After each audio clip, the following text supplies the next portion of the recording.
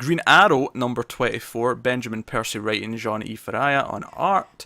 This is the conclusion to the Rise of Star City arc.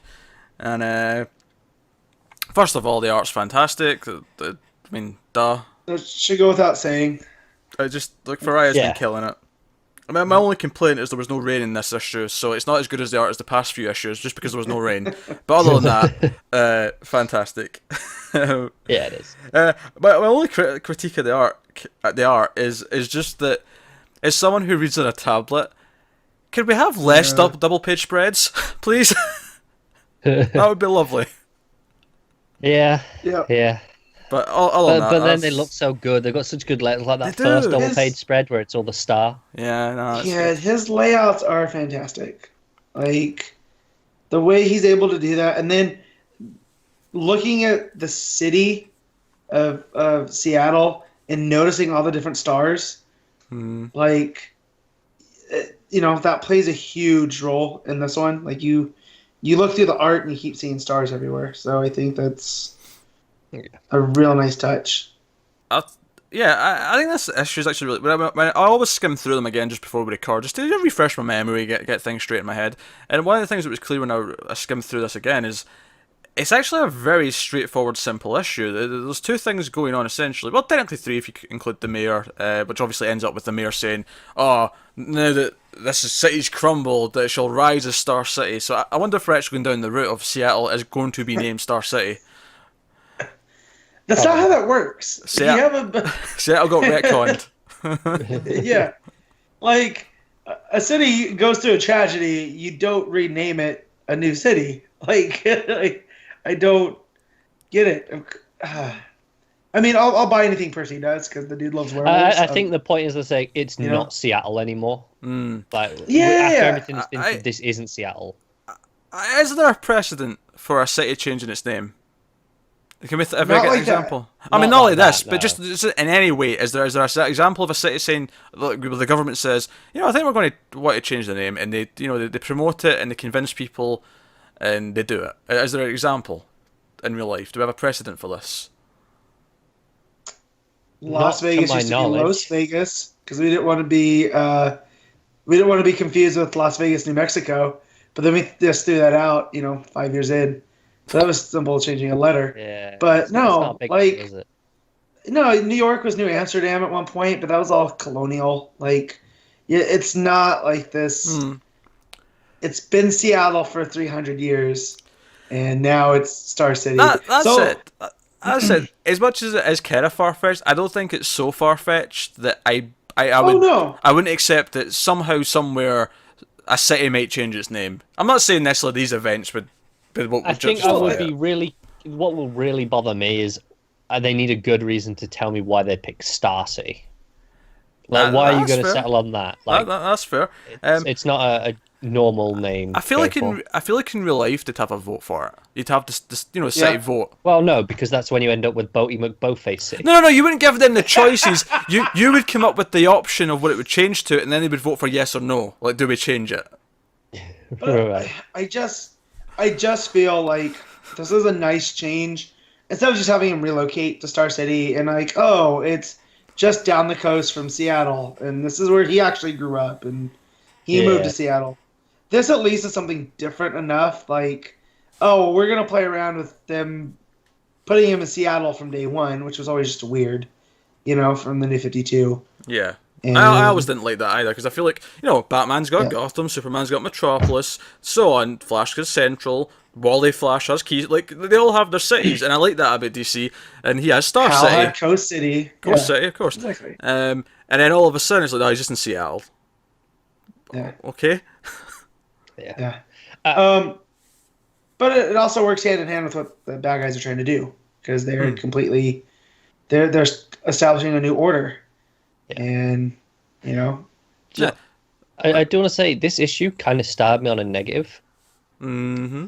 That very first page, it set me in a negative light for Ollie. Like, going forward, like, this is the hero, and he kind of comes off like a dick. But that's Oliver Queen. Yeah, but like, I get that he's doing a nice thing, but he's literally like scaring these people into giving this homeless man money, and it's like, This isn't how you're No, supposed those to are be doing this. leftovers. Well, Yeah, I no, know. no. He asked the leftovers first, but then he's like, "Come on, you must have something else." And they throw money at the guy, like quite a lot of it. I read that as him being on edge, like he's because of the heightened Yeah. emotions, because of everything that's going on. I read that as him being high He's strung. looking for a fight. Yeah, Yeah. which is because he immediately after this, he immediately goes to the Queen Industries in the middle of the city. He goes to the secret base, and that's like his whole part of the issue. Is he goes down there, he meets Broderick in the mask. He ends up fighting them all. Broderick tries to convince him, like, "Oh, join us. We need a queen at the center of the star," and blah blah blah blah. And then as he tries to escape in this weird stone thing, Ollie shoots the flame, and he burns alive. And it's probably the best art of the issue is him in the mask, like, burning in this thing. Bye, Broderick. Yeah. Right, Got- indeed. got.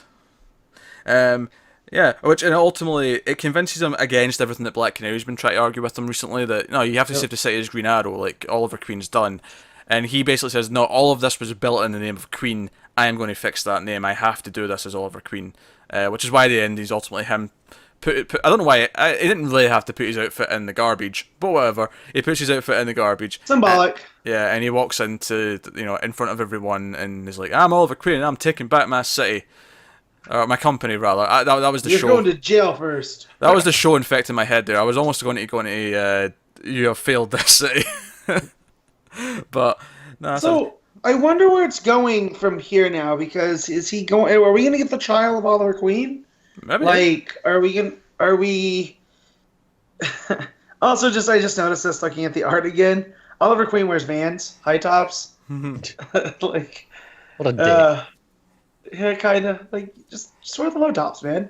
You're not skateboarding. You don't need the high Also, tops. his arms look huge in that Oh, final dude, page. yoked. Yeah. Like, he has never looked as ripped as in that. Like, but he always kind of comes off as kind of wiry. I know he's got to be strong because he's- the amount that it takes to pull the bow and all that, and he's always come off as strong, but he kind of wiry. But like, you see him there, and he's just hench.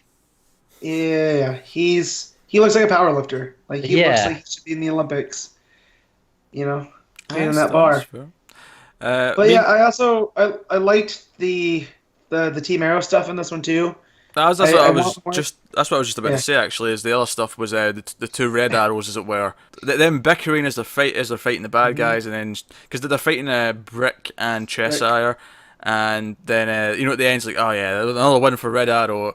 Emmy says, and he's like, "You're not Red Arrow. Stop calling yourself that."